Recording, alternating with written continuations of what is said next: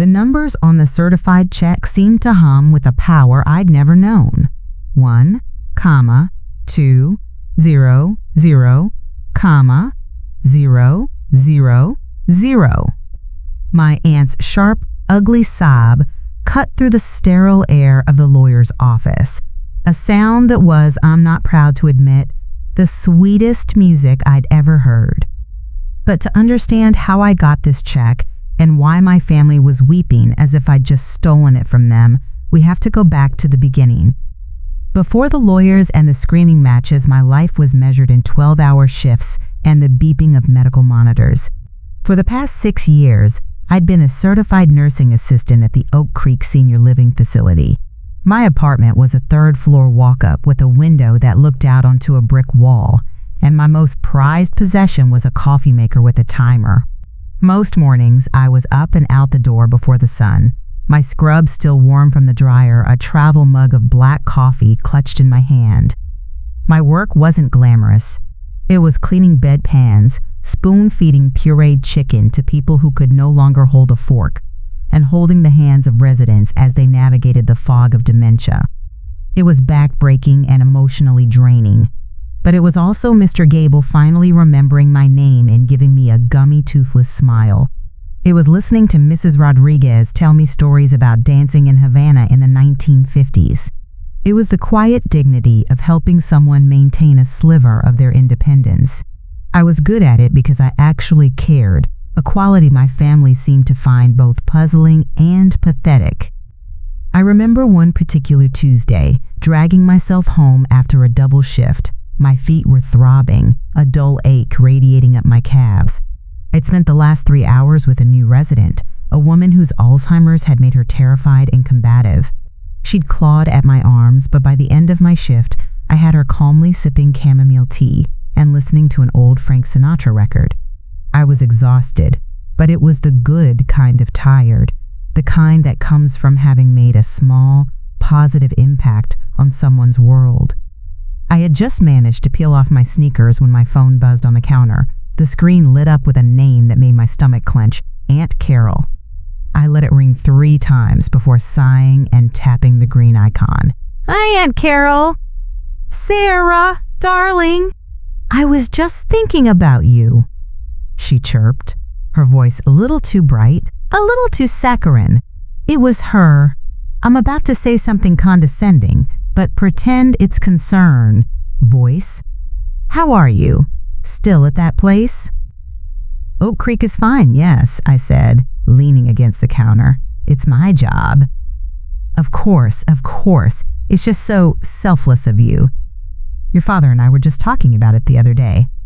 A pause, perfectly timed for effect. He worries, you know, that you're not living up to your potential. A brilliant girl like you, cleaning up after, well, you know. My potential, that was their favorite phrase. To them, my potential meant finding a wealthy husband, joining the junior league, and hosting brunch. It didn't mean finding purpose in a job that paid just enough to cover my bills and my student loan payments. My potential is my business, Aunt Carol, I said, my voice flatter than I intended.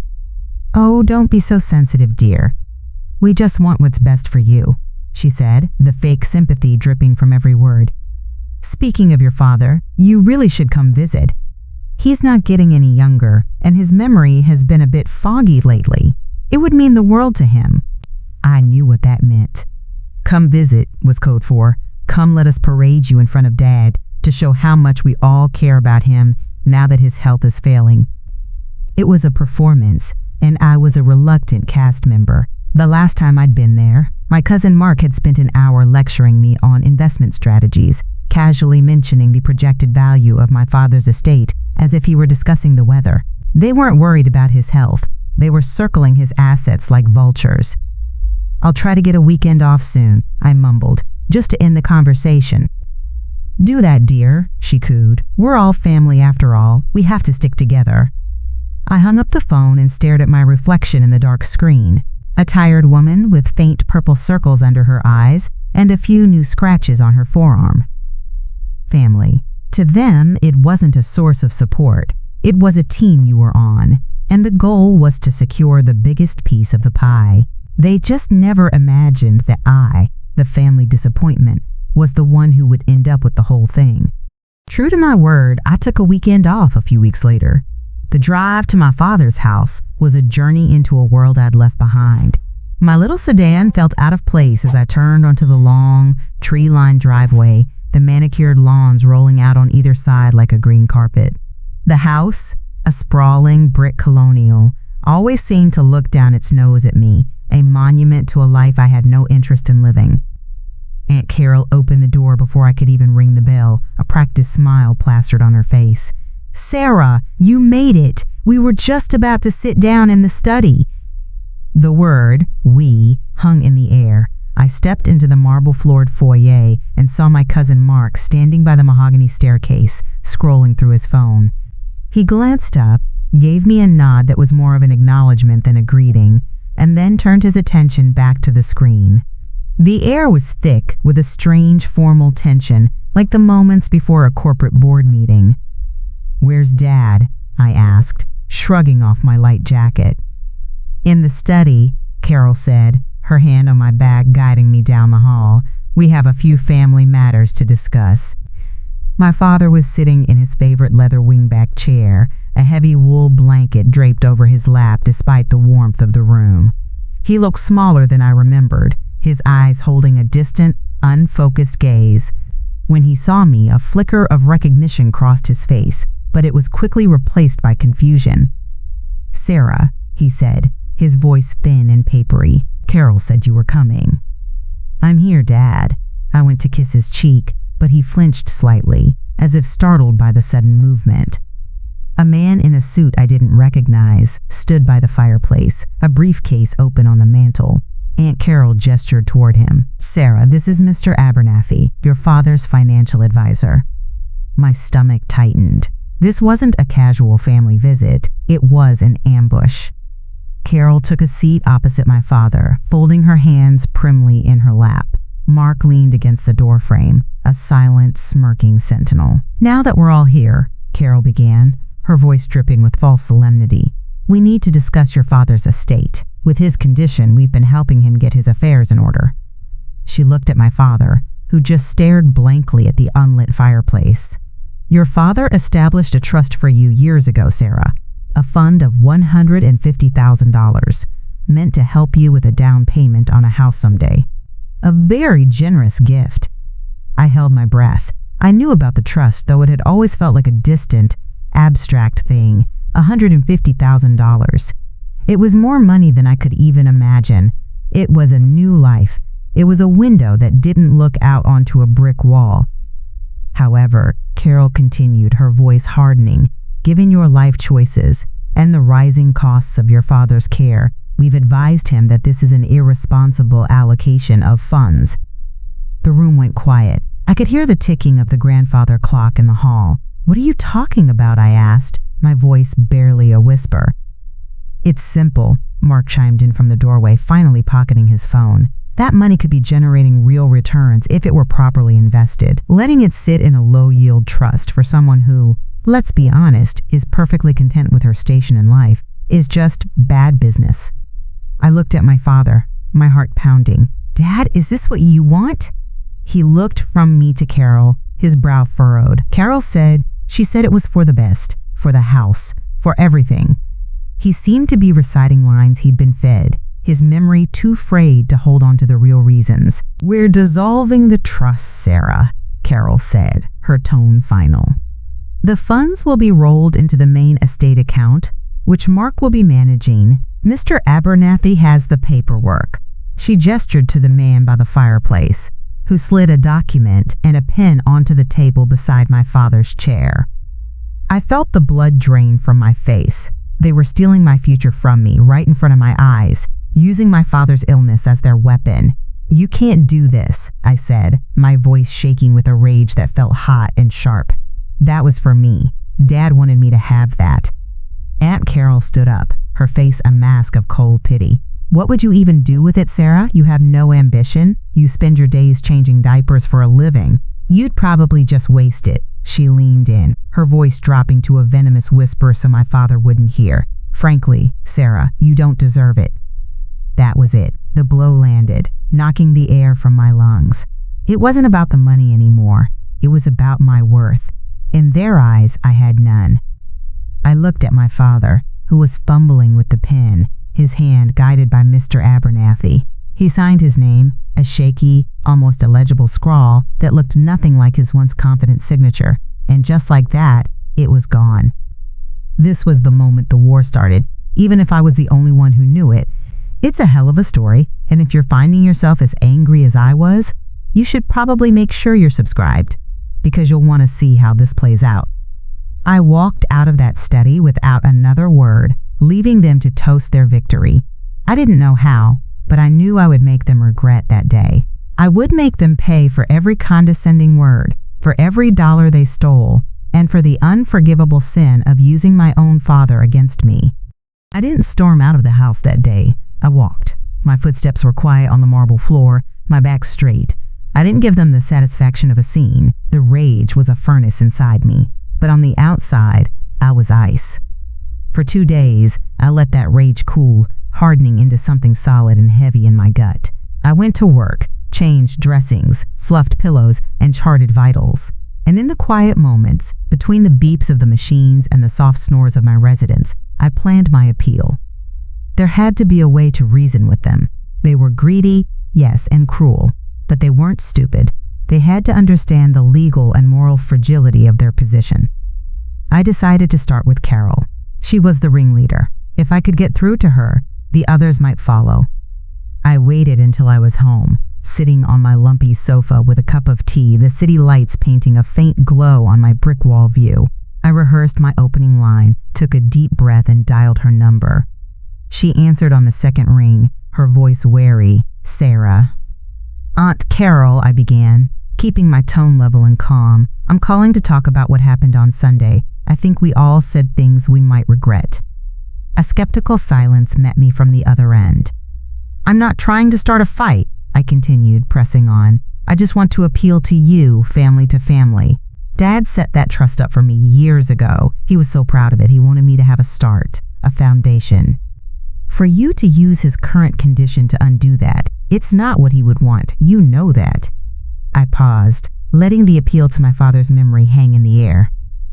I tried to picture her, imagining a flicker of conscience, a moment of familial loyalty. "Furthermore," I said, shifting to logic, "I'm not sure what you did is even legal. A lawyer might find that Dad wasn't mentally competent to sign those papers. It could get very messy, and I don't think any of us want that." I finished, my heart thumping. It was a reasonable argument, a fair warning, an offer of a truce before the war. I had appealed to her heart, her head, and her fear of a lawsuit. I had given her an out. Her response was a sound I will never forget. It wasn't a giggle or a chuckle. It was a short, sharp bark of a laugh, high-pitched and utterly devoid of humor. It was the sound of a predator delighting in the squeak of its prey. "Oh, Sarah," she finally said, her voice dripping with the most profound condescension I had ever heard. "You are just priceless. Is this your big power play? A threatening little phone call from your sad little apartment?" The air went out of my lungs. "Let me be very clear, since you seem to be having trouble understanding," she went on, her voice turning to steel. "We are not worried about your pathetic legal threats. My husband has more lawyers on retainer than you have clean pairs of scrubs. And as for what your father would have wanted, your father is a shell. His wants are irrelevant. What matters is what's best for the estate, for the family that has actually built something, not the one who ran off to play nursemaid to the dying." "That money could change my life," I whispered, the last embers of my hope dying out. "Your life is what it is because of the choices you've made," she snapped. "That money is now in an account managed by Mark, where it will do some actual good in the world. Consider it your only meaningful contribution to this family. Now I have a caterer on the other line for a fundraiser. Don't call this number again." The line went dead. I sat there, the phone still pressed to my ear, listening to the dial tone. The silence in my apartment was absolute. It was a physical thing, pressing in on me, making the room feel smaller, the walls closer. The brick view outside my window had never seemed more like a cage. My reasonable plan, my appeal to decency, had been swatted away like a fly. What was I thinking? The thought echoed in the sudden emptiness. That she would see the light?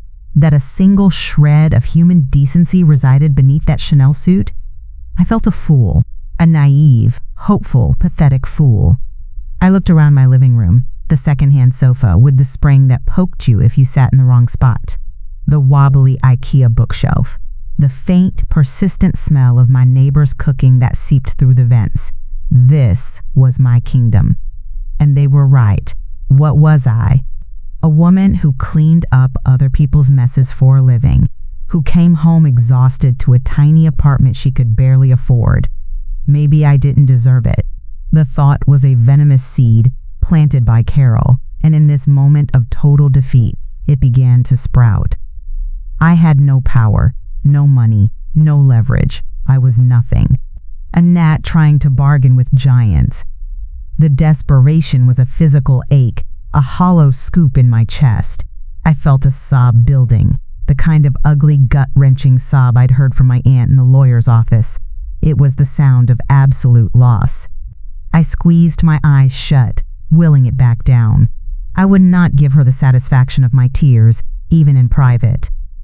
And as I sat there drowning in the silence, the desperation began to curdle. It twisted and changed, the sorrow burning away to reveal something else underneath. It was the cold, hard certainty of a person with absolutely nothing left to lose. They had laughed at my plea for fairness. They had dismissed my appeal to the law. They had left me no path forward, no room for negotiation. They thought they had won. They thought they had crushed me. But in taking away my hope, they had given me something else entirely, a reason. They had shown me that the only rules that mattered were the ones you were willing to break. The war wasn't coming. It was here. And I was done playing by their rules. That night, and for several nights after, I barely slept. The hollow ache in my chest had been replaced by a low, humming anger that was almost a comfort. It was fuel. I'd go to work, move through the familiar rhythms of my shift. The smell of antiseptic, the soft shuffle of slippers in the hall, the weight of a frail hand in mine, and my mind would be miles away, replaying Carol's mocking laughter. You are just priceless. My tiny apartment, once a humble sanctuary, now felt like a prison cell. The brick wall outside my window was a constant mocking reminder of how boxed in I was. One Saturday, I couldn't stand it anymore. The silence, the four walls, the lingering ghost of Carol's voice. I needed to do something, anything, to feel a sense of control. So I started to clean. I scrubbed floors, wiped down baseboards, and organized my kitchen cabinets with a frantic energy. It was mindless, physical work, a way to channel the impotent rage into something productive. In the back of my closet, behind a stack of winter sweaters, was a worn cardboard box sealed with yellowing tape. On the side, in my father's once strong handwriting, it said, "Sarah's Treasures." He'd given it to me when I first moved out, filled with odds and ends from my childhood room he thought I might want. Report cards, a few dusty track and field ribbons, a stack of photos. I hadn't opened it in years. My finger traced the letters of his name, a fresh pang of grief hitting me. This was the father I remembered, the one who called me his little champion, not the confused vacant man in the leather chair. I slit the tape with a kitchen knife and lifted the flaps. The smell of old paper and cedar filled the air. I pulled out a framed photo of us at my high school graduation, his arm around my shoulders, both of us beaming. Beneath it was a stack of official-looking documents held together with a rusty paperclip. Old savings bonds he'd bought me, long since cashed, my birth certificate, and at the very bottom, a thick, cream-colored envelope from the Provident Mutual Life Assurance Company. I didn't remember ever seeing it before. I assumed it was some lapsed policy, more meaningless paperwork from a life that no longer existed. My first instinct was to toss it in the trash pile with the old bank statements. But I hesitated. It felt heavy, substantial. Curiosity, or maybe some faint whisper of premonition, made me slide my finger under the seal. Inside was a multi-page document, dense with the kind of legalese that makes your eyes glaze over. The header read, Whole Life Insurance Policy, Policyholder, Edward Reed. I started scanning the pages, my brain, conditioned by years of reading complex medical charts, slowly deciphering the jargon. Face amount, premium schedule, cash surrender value. It was all a blur of numbers and clauses. It was a policy my father had taken out 20 years ago. He'd paid the premiums faithfully every year until, according to the statements tucked inside, the policy was fully paid up. It was simply sitting there, waiting. I almost missed it. On page 4, under a bolded subheading, was the clause that would change everything. My eyes scanned it once, then again, my heart starting a slow, heavy drum beat against my ribs. Section 4, Beneficiary Designation. 4.1, Primary Beneficiary. The death benefit of this policy shall be paid in a single, lump sum payment to the primary beneficiary as named in the attached schedule. This policy and its subsequent payout are considered a separate and binding contract between the insured and the company and are not subject to the claims of creditors or the dispositions of a last will and testament, unless the estate itself is the named beneficiary. My breath caught in my throat. I fumbled with the last page, the attached schedule. My hands were shaking so badly I could barely read the typewritten text. Beneficiary schedule. Primary, Sarah Ann Reed, daughter. Contingent, none. Designation type, irrevocable. Irrevocable, a contract. Not subject to the dispositions of a last will and testament. They hadn't named the estate as the beneficiary. He had named me. My eyes shot back to the first page, to the line item I'd glossed over. Face amount, $1,200,000.00, 1, 2, 0, 0, 000. I sank to the floor, the papers trembling in my hand. The sound of Carol's laughter echoed in my head, but this time it wasn't menacing, it was idiotic. It was the braying of a fool who had just been outmaneuvered. They had been so focused on the will, the trust, the estate, the visible, tangible wealth they could squabble over in my father's study. They had circled the assets, but they had never once thought to check for contracts he'd made 20 years ago. They were fixated on rewriting his final wishes, never considering that his smartest move had been made long before they could get their claws into him. I looked at the document. It wasn't a piece of paper. It was a shield. It was a sword. It was the weapon I never knew I had. The brick wall outside my window didn't look like a cage anymore. It looked like a target. They had left me with nothing, and in doing so, they had given me everything. I began to laugh. It wasn't the high-pitched, cruel sound of my aunt's victory. It was a low, quiet, and deeply satisfied sound, the sound of a war already won. The laughter eventually subsided, leaving a profound and unnerving quiet in its wake. I sat on my floor for a long time, the worn cardboard box of my childhood treasure spilled around me, the insurance policy resting in my lap like a sacred text. The rage was still there, a pilot light burning steadily in my gut, but it was no longer a wild, consuming fire. It had been banked, controlled, honed into something sharp and useful. This document wasn't just a piece of paper. It was a script, and my family, in their greed and arrogance, had just handed me the starring role.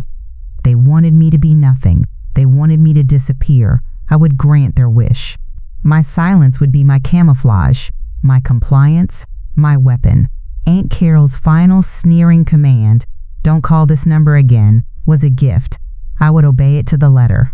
They would forget about me, dismiss me as a defeated nuisance sulking in her tiny apartment.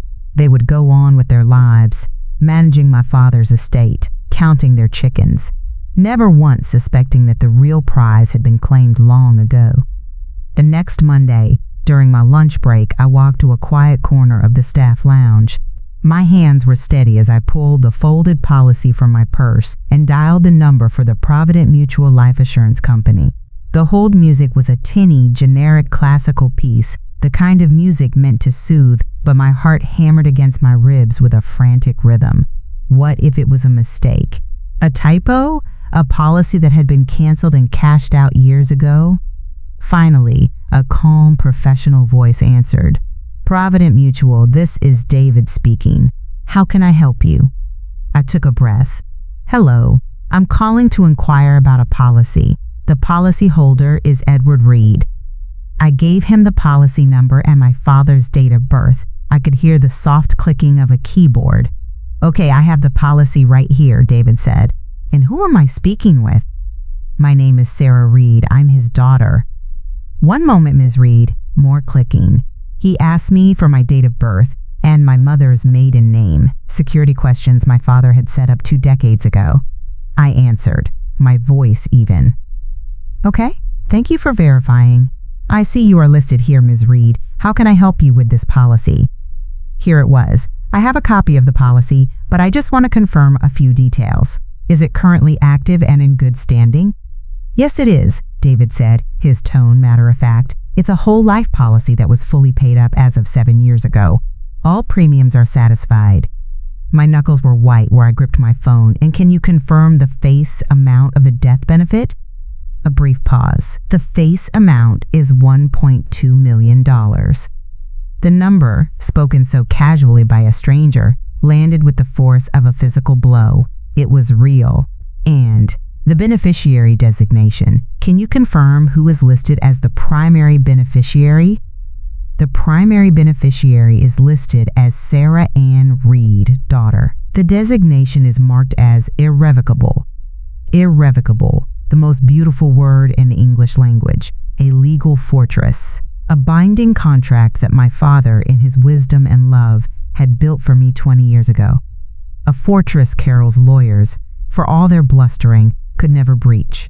They were fighting a war over a pile of dirt, completely unaware of the mountain of gold just over the horizon. "Is it possible to have a new certified copy of the entire policy and all related documents sent to my address?" I asked, my voice betraying nothing. "For my records." "Of course, Ms. Reed. I can have that sent out via courier today. It should arrive within 2 business days." I gave him my address, the one that corresponded to my sad little apartment with the brick wall view. I thanked him and ended the call. I sat there in the empty lounge, the smell of burnt coffee and disinfectant hanging in the air. I thought of Mark and Carol, toasting their cleverness, so certain in their victory. Let them believe I had crawled back under my rock, defeated. Let them think my life's biggest contribution to the family was the money they had stolen from me. Their arrogance was the perfect cover for my preparations. 2 days later, a thick, heavy envelope arrived. I took it from the courier, my signature on the electronic pad crisp and firm. Back in my apartment, I slid it open and laid the contents on my small kitchen table. The paper was thick and official, the Provident Mutual letterhead embossed at the top. Every clause, every number, every signature was there in clean, sharp print. A certified, legally binding promise. I held the document that contained my future. It wasn't a check, not yet. It was a trigger, primed and waiting. My father, in his fog, was still alive, and a part of me, the part that loved him, hoped he would live for years. But the part of me that his family had brutalized knew that the clock was ticking. All I had to do was wait. I had followed their rules. I had disappeared. They would not hear from me again until the day it was time to collect. The call came on a Tuesday morning, nearly 8 months after I had last spoken to my aunt. I was getting ready for work, the coffee maker hissing on the counter, when my phone buzzed with an unknown number. I almost ignored it, but a cold certainty made me answer. "Sarah?" It was Aunt Carol. Her voice was strained, stripped of its usual saccharine condescension and replaced with a tone of exhausted, formal grief. "It's your father. He passed away in his sleep last night." I said nothing. I listened to the hum of the refrigerator. "The funeral is Friday at 10, she continued into the silence. "We thought you'd want to know." The subtext was clear. "Your presence is required for the final performance." "I'll be there," I said, my voice a flat, dead thing. I hung up before she could say another word. The funeral was a masterclass in performative sorrow. My cousin Mark, looking somber in a tailored black suit, delivered a eulogy about my father's business acumen and legacy. Aunt Carol dabbed at her dry eyes with a silk handkerchief. They greeted distant relatives with hushed whispers about Dad's long decline, their faces masks of respectable grief. They treated me with a distant, cautious pity, like a strange bird that had landed in their pristine garden. They saw a quiet, beaten woman in a simple black dress. They had no idea they were looking at their executioner. I stood by the grave, felt nothing but the cold November wind, and waited. A week later, I was summoned to the same lawyer's office where the opening shot of this war had been fired. This time, the man was not Mr. Abernathy, but a Mr. Davies, the executor of the will. The room was identical, mahogany, leather, and the suffocating smell of old money. Aunt Carol, Mark, and my uncle sat on one side of the gleaming table, a phalanx of victors. I took a seat opposite them, alone. Mr. Davies, a man with a tired face and rimless glasses, cleared his throat. "We're here today for a final accounting of the estate of Edward Reed," he began, opening a thick folder. "After liquidating assets, including the sale of the primary residence, and settling all outstanding debts and taxes, the total net value of the estate to be distributed according to the will is..." He paused, shuffling a paper. $912,061.42. A flicker of confusion crossed Mark's face. He leaned forward. "I'm sorry, can you repeat that? Our projections were significantly higher." "The market has been volatile," Mr. Davies said, noncommittally. "And your father's long-term care was extensive." Aunt Carol's perfectly painted smile tightened. "There must be some mistake. Edward had other investments. A life insurance policy, a very substantial one, we were led to believe." This was it, the moment the script called for my entrance. Mr. Davies looked down at his papers. "Ah, yes, the policy with Provident Mutual, a face value of $1.2 million. A collective sigh of relief went through my family. Mark smirked, leaning back in his chair. "Well, there you have it," he said. "Add that to the total." "I'm afraid I can't do that," Mr. Davies said, his gaze still on the folder. "The policy is not an asset of the estate. It's a separate, private contract. The death benefit is paid directly to the named beneficiary. It is not subject to the dispositions of the will." The air in the room went still. I could feel Carol's eyes on me, but I kept my gaze fixed on the lawyer. "The beneficiary?" she asked, her voice dangerously quiet. "The estate was the beneficiary. We had it all arranged." "No," Mr. Davies said, finally looking up. He glanced at me, then back at Carol. "The policy was taken out 20 years ago. The beneficiary designation was made at that time, and it was designated as irrevocable." He took a breath, as if bracing for impact. "The sole primary beneficiary of the $1.2 million policy is Miss Sarah Reed." Silence. It was a physical thing, a vacuum that sucked all the air and sound from the room. Mark's smirk vanished, replaced by a slack-jawed gape. My uncle stared at the lawyer as if he'd just started speaking in tongues. And then Aunt Carol made a sound. It started as a choked gasp, a strangled puff of disbelief. It morphed into a laugh, but it was a horrifying broken thing, sharp and ragged. "No," she hissed, her eyes wide and wild. "No, that's impossible. She's a nobody." "The contract is legally binding, Mrs. Peterson," Mr. Davies said calmly. "Provident Mutual was notified of Mr. Reed's passing last week. As per the terms of the policy, they have already dispersed the funds." He slid a single envelope across the polished table toward me. It wasn't a document.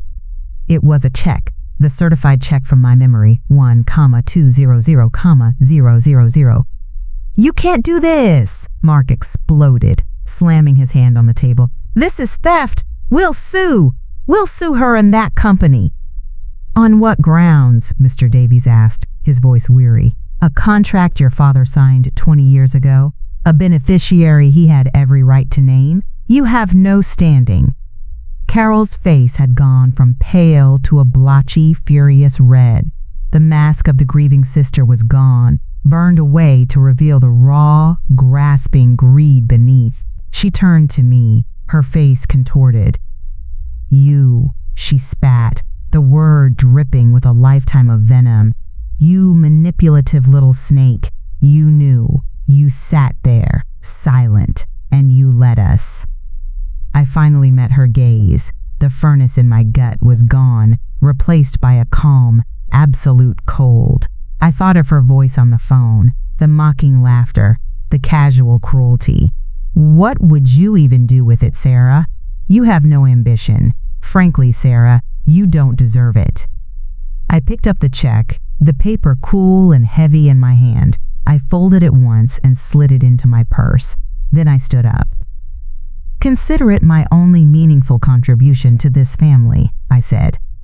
Aunt Carol's sharp, ugly sob cut through the sterile air of the lawyer's office, a sound that was, I'm not proud to admit, the sweetest music I'd ever heard. I walked out without a backward glance, leaving them to the ruins of their victory and the $900,000 that now felt like pocket change. I left them to their rage, their lawyers, and their pathetic, empty inheritance. The war was over. I had won. I didn't run. I walked, my heels clicking a steady, unhurried rhythm on the polished floor. The weight of the check in my purse was a dense, physical anchor, a point of gravity in a world that had suddenly tilted on its axis.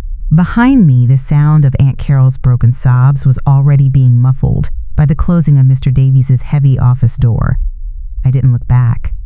The elevator ride down was silent. I stared at my own reflection in the mirrored walls, a woman in a simple black dress, her face pale but her eyes clear. The quiet, beaten creature my family saw was gone. In her place was someone I was just getting to know, someone forged in the cold fire of their contempt. I expected them to let me go. I thought their humiliation would be a strong enough cage to hold them, at least for a while. I was wrong. As I stepped into the concrete chill of the parking garage and walked toward my little sedan, the same one that had felt so out of place in my father's grand driveway, I heard their hurried footsteps echoing behind me. "Sarah, wait!" It was Mark, his voice tight with fury. I stopped, my hand on the car door handle, and turned slowly. He and Carol came to a halt a few feet away, their expensive clothes looking absurd under the harsh fluorescent lights. Mark's face was a mask of disbelief, while Carol's was blotchy and ravaged by tears of pure rage. "You are not walking away with this," Mark snarled, jabbing a finger in my direction. "We are filing a lawsuit. We'll contest the policy. We'll prove Dad wasn't of sound mind when he named you. We will drag your name through the mud and tie that money up in court until you're old and gray." I almost smiled. It was the exact threat I had tried on Carol months ago, the one she had laughed at. "Go ahead," I said, my voice as cold and flat as the concrete floor. "Spend your inheritance on lawyers. They'll take your money and tell you what Mr. Davies already has. The beneficiary was named 20 years ago, and the designation is irrevocable. Your lawsuit has no merit. It'll be dismissed." Mark's jaw worked, but no sound came out. He was a bully who had just had his fist catch on a wall of solid steel. That's when Carol stepped forward, her tactics shifting from aggression to a desperate, wheedling plea. The change was grotesque. "Sarah, please," she began, her voice cracking. "We're family. You can't do this to us. This is a mistake. Your father," he was confused. "You have to fix this." "Fix it?" I asked, the words dripping with ice. "There's nothing to fix. A contract was honored. You heard Mr. Davies. You're getting nearly $1 million. I'd say you made out quite well." $1 million is nothing?" Mark blurted out, the truth of his greed finally spilling out unfiltered. "The estate was supposed to be 3 times that. We have obligations, a lifestyle to maintain." I looked from his desperate, grasping face to Carol's. I thought of my 12-hour shifts, of the scratches on my arms, of my apartment window that looked out onto a brick wall, and I felt a slow, tectonic shift inside me. The war was over, but there was still one last debt to be collected. "You want me to fix this?" I said, my voice dropping. You want me to consider family?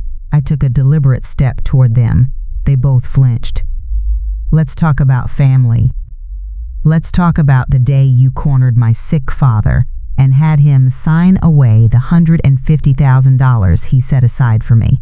You remember that day, don't you? Carol paled. That was for his care. It was a business decision. No, I said, my voice sharp. It was theft. You stole from me when you thought I was powerless to stop you. You laughed at me. You told me I didn't deserve it. I paused, letting the memory hang in the air between us. You're right, Mark. A lawsuit is in order. My lawsuit. Their eyes widened. What are you talking about? Carol whispered. Undue influence on a vulnerable adult. Fraudulent dissolution of a trust. I'm sure a judge would be very interested to hear about it. The discovery process would be illuminating. We could talk about the real cost of Dad's care versus the value of the estate you were managing. I looked directly at Mark. We could talk about bad business. This was the begging I had been waiting for. It was no longer about the $1 million policy. It was about the crime they had actually committed. No, please, Carol stammered, all pretense of strength gone. Sarah, we can make that right. Yes, you can, I said, the power move. I was in complete control. You stole $150,000 from me. I want it back. Consider it damages. Mark looked relieved for a split second. Fine, we'll pay it back, out of our share. I held up a hand and he fell silent. The price just went up, I said. It's not $150 anymore. For the condescension, for the cruelty, for the sheer audacity of you telling me what I deserve. The price is $250,000. I let the number land. That is my severance from this family. You will have your lawyer draw up a cashier's check and deliver it to Mr. Davies' office by Friday. He will hold it for me. Carol gasped, her hand flying to her mouth. We can't, You can and you will, I said, my tone leaving no room for negotiation. Pay me my settlement, and I won't file the lawsuit that makes your dirty little secret public. Refuse, and I will. You have until Friday to decide if your reputation is worth more than $250,000. The contract is on the table. I didn't wait for an answer. I turned, opened my car door, and slid into the driver's seat. Through the windshield, I saw them standing there, two statues of greed and shock, dwarfed by the concrete pillars of the garage. They were trapped. Not by me, but by their own actions, their own character. I started the engine, the humble sound of my sedan roaring to life. It was the sound of my future. And as I pulled out of the parking space and drove out into the bright, open day, I left them behind in the cold, artificial light of the world they had built for themselves. I spent the next 2 days in a state of suspended animation. I went to work, I came home, I stared at the brick wall, but I wasn't really there. I was living in the space between my threat and their decision. The power had shifted so completely that it felt like a physical force, a low hum in the air around me. I didn't know if they would call my bluff. Part of me almost hoped they would. The thought of exposing them, of laying their greed and cruelty bare in a court of law, held a certain grim appeal. On Friday afternoon, my phone rang. It was Mr. Davies. Ms. Reed, he said, his voice holding the same tired professionalism. A courier just dropped off an envelope for you. It's here at my office whenever you'd like to retrieve it. He didn't need to say anything else. I thanked him, my voice steady, and hung up. They had folded. Of course they had. Their reputation, the carefully constructed facade of their respectable lives, was worth more to them than $250,000. They paid the ransom. I collected the cashier's check that afternoon. It was a simple, sterile transaction. No family, no drama. Just a bank-issued piece of paper that represented the cost of my silence.